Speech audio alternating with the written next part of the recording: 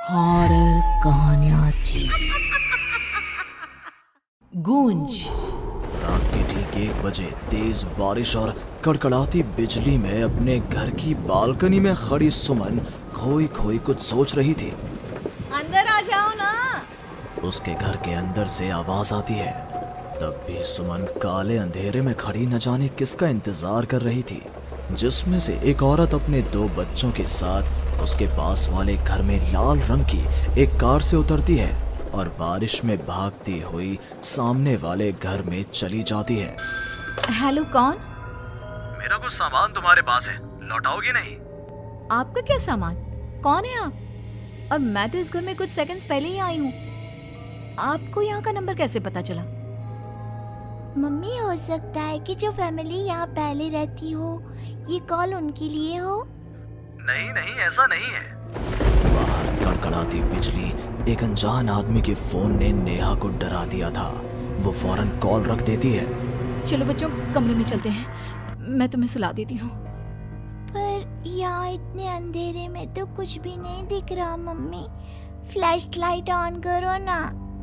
Neha flash on करती है, जहां उसे ऊपर जाने की सीढ़ियां दिखती हैं और चारों तरफ सफेद कपड़ों से ढके हुए फर्नीचर।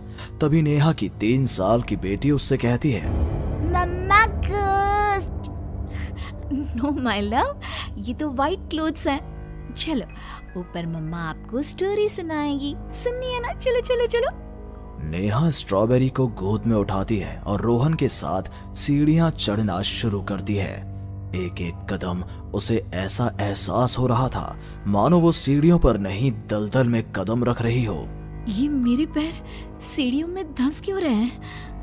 बहुत देर चलने के बाद सीढ़ियां खत्म होती हैं। ऐसा लग रहा है मानो मैं जन्म से बस चल ही रही हूँ। जैसे तैसे थकी हारी नेहा ऊपर कमरे में पहुंचती है। जैसे ही फ्लैश बेड पर पड़ता है, वो देखती है कि उसके दोनों बच्चे पहले से ही बिस्तर पर सो रहे हैं। मेरा सर चकरा रहा है। बच्चे तो मेरी गोद में थे, यहाँ कैसे आ गए? और वो भी मुझसे पहले। नेहा कुछ समझ नहीं पाती और बेसुध होकर जमीन पर गिर पड़ती है। अगली सुबह उसकी आंखें सूरज की किरणें चेहरे पड़ने से खुलती हैं। नेहा बालकनी में जाती है, जहां उसे सुमन अपने बालकनी में खड़ी दिखती है। ऐसा लग रहा था मानो सुमन रात भर से वहीं खड़ी थी। सुमन नेहा को मुस्कुराकर देखती है। हेलो, मैं यहाँ कल ही शिफ्ट हुई हूँ। मेरे हस्बैंड का यहाँ ट्रांसफ़र हुआ है। आसपास कहीं घर ही नहीं मिला, तब 40 किलोमीटर दूर यहाँ ये घर मिला। आप यहाँ पर कब से हैं? पता नहीं, सालों हो गए, यहाँ कोई आया ही नहीं। पर अब तुम आई हो तो राहत सी लगी। आओ ना घर पर। हाँ हाँ, क्यों नहीं, मुझे भी कंपनी मिल जाएगी।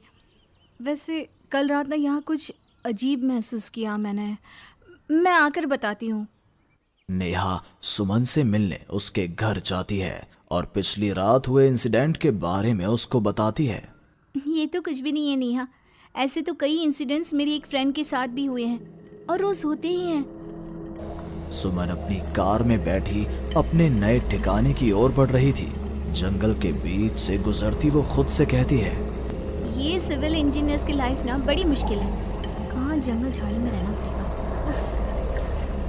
कार एक घर के पास रुकती है। लीजिए मैडम, हम आ गए। आपको कुछ जरूरत हो तो मुझे कॉल कीजिएगा, मैं ये बगल वाले घर में ही हूँ। सुमन घर के अंदर जाती है।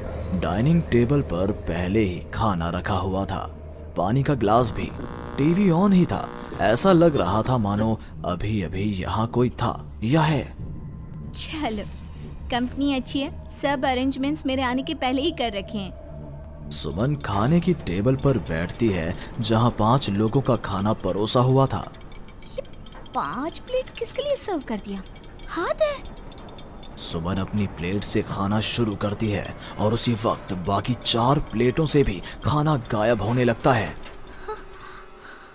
प्रमिल, कहाँ हो तुम प्रमिल?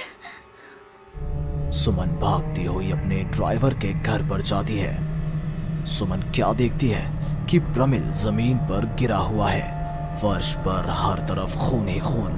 प्रमिल के मुंह से भी खून आ रहा था। वो कराहता हुआ कहता है, मैम, यहाँ रूहें रहती हैं, ये आपको भी नहीं छोड़ेंगी। ये कहते कहते ही प्रमिल दम तोड़ देता है और सुबह के 11 बजे अचानक ही अंधेरा छा जाता है। चारों तरफ से अजीबोगरीब आवाजें आने लग जाती हैं। मम्मी, आई, अरे कोई खाना देगा क्या मुझे? अरे जी सुनिए ना, प्लीज प्लीज मुझे मत मारो। पापा बचाओ, ये लोग कौन है? सुमन अपने दोनों हाथों से अपने कान को बंद कर लेती है और जोर जोर से चीखती है। अचानक एक सन्नाटा चारों ओर फैल जाता है। सुमन प्रमिल के घर से बाहर निकलती है। चारों ओर घुप अंधेरा, वो भी कुछ देख नहीं पाती और वापस अपने घर की ओर लौट आती है। इससे अच्छी तो मौत होती, ये मैं कहाँ फंस गई। मम्मा गोदी। अरे सुमन, क्या मरने वरने की बात करती रहती हो? जाओ मेरे लिए चाय बनाओ। ये कौन बोल रहा है? तभी अचानक से घर की लाइट्स ऑन हो जाती हैं। सुमन देखती है कि वो किचन में है। उसके ठीक बगल में एक औरत, जिसके बाल उसके चेहरे की ओर थे, गैस के फ्लेम में अपने दोनों हाथों को पका रही थी। तुम कौन हो? कौन हो तुम? और यहाँ क्या कर रही हो? इनको बहुत पसंद है मेरे हाथों का खाना, तो मैं भी चखवा दूं क्या?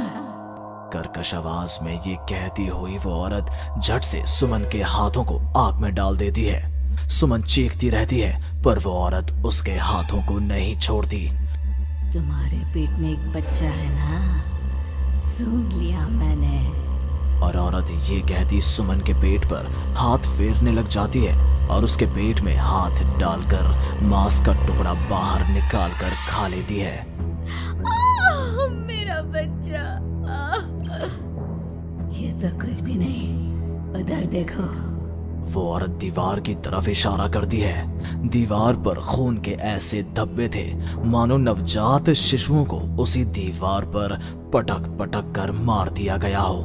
तभी वहां लगभग 5 साल का एक बच्चा आता है। उसका शरीर पूरा सफेद और आंखें काली थी। माँ, भूख लगी है। वो औरत अपने आग में सेके हुए हाथ को वहीं पास में पड़े चाकू से काटकर बच्चे को खाने को दे देती है। सुमन तो समझो अब मर ही चुकी थी। इतना कुछ देखने के बाद कौन ही जिंदा रह सकता था। अब उसका शरीर भी गवाही दे रहा था। एक कदम भी चलना मुश्किल था। वो दीवार को पकड़ पकड़ कर बाहर हॉल में आती है, जहां डाइनिंग टेबल पर 5 लोगों को बैठा देखती है।